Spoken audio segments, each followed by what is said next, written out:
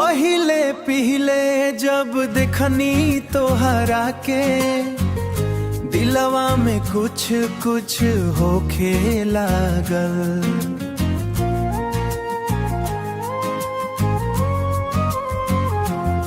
तोहरे मुस्की के जादू ए जान हमरा सपना में रंग भरल। दिन होखे चाहे अंधरिया रात बस तोहरे याद आवे हर बार। दिल के धड़कन कहे बार बार तू ही बन गईलू हमार प्यार। तोहरे प्यार के रंग में रंगाइब संगे तोहरे हर सपना सजाइबू।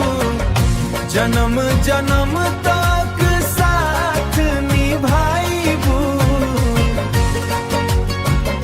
तोहरा बिना ना हमेशा पाइबू।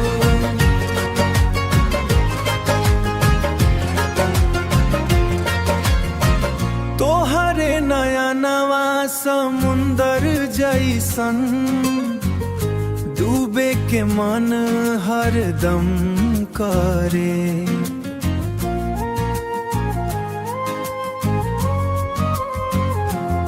तोहरे साथे जिंदगी के रास्ता हंसत हंसत हम तय करे।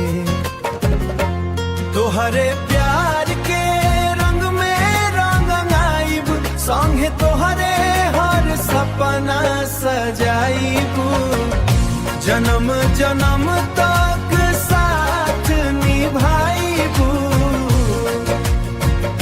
जन्म जन्म तक साथ के बाद तोहरा बिना ना हमेशा पाइबू।